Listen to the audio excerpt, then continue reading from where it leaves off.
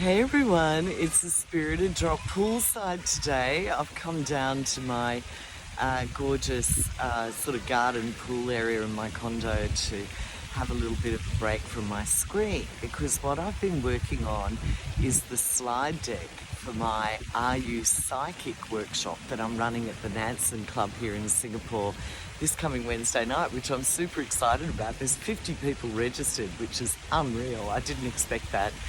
And that number is growing. So I had to think about, it's super practical because I want people to be working, to be practicing, to be seeing how amazing their awareness and their minds are. But to be able to really move a bit more deeply into your psychic awareness, you need to have some perspectives. And if you can view it in a way that's possibly a bit more scientific, if you've got some frames around our spectrum of senses, our spectrum of awareness, how information moves through our system, I think you're in a better position then to actually be able to experience it. So it's a massive topic. So I'm trying to think about and do some slides around, and not too many, because I never do lots of slides and prefer not to have slides at all usually when I do my talks or workshops. But I think this is important.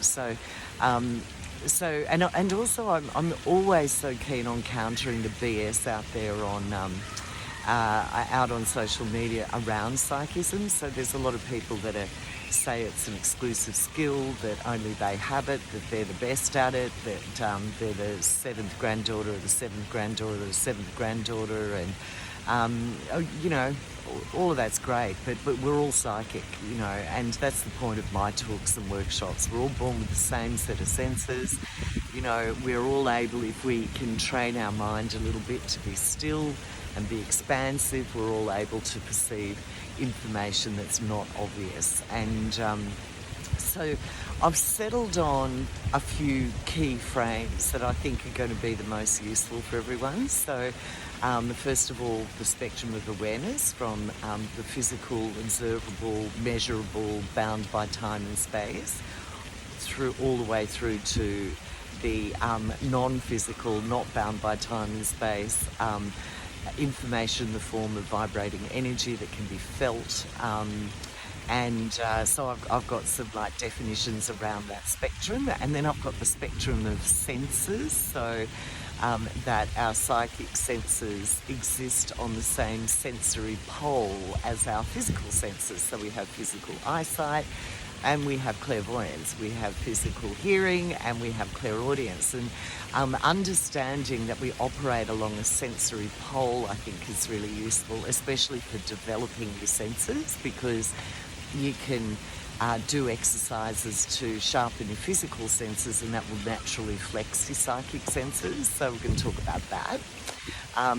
We're going to talk a little bit about a frame that I use in my Mind and Magic of Manifesting material with my global online community, about how our thoughts and words and actions and fears and beliefs actually augment patterning within potential, which, if it's sustained and substantiated, then becomes our experienced phenomenon in our lives. And so I've talked about it before, this sort of funneling that happens, which is the mechanism of manifestation from pure potential through to possibility, then probability, and then experience phenomenon, and what influences that. So there's a lot that influences that in the collective, but we directly influence it by what we're emanating with our thoughts and our speech and the words that we use and our emotions and so on. So, and the reason why I put this in the psychic workshop is because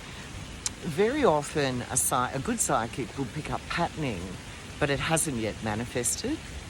And I think that's where the misconception comes from, that psychic reads as fortune telling. And I don't subscribe to that, because I don't think anything's fixed. I don't think anything's fated. Now, there might be a high propensity or probability for something given the extraneous circumstances which have substantiated that pattern down the funnel. Um, but if the client changes their actions and their beliefs and their thoughts around a certain situation, they can change what manifests. And this is what I teach in manifestation, but it's also what I see in my psychic sessions. So I wanted to talk about that patterning.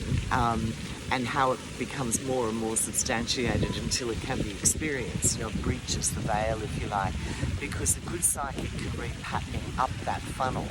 And that's what happens to me. So I'll do a read, my client go, I'm not sure what that is, I can't take it, but then a week or two later they'll ring me back and go, I got an offer on the house, or yes, I'm pregnant, or whatever it is. And how did you know? Were you reading my future? And it was like, not really. I'm more reading your patterning. So I put that frame in because I think that's important for our psychics to experiment with. And then finally, the last slide before I'm just going to get them to have a lot of fun and work is the importance of our intention, so our aura, which is basically what we're reading in another person, is chocked full of information from our memories to emotional imprints to fears to beliefs to you can even read karmic patterning there. You can read protective stuff. You can read spiritual associations and faith. So this is something very beautiful I pick up with my clients, if there's a prayer field around them, and I can follow that prayer field to who in their family is doing the praying and what kind of prayers.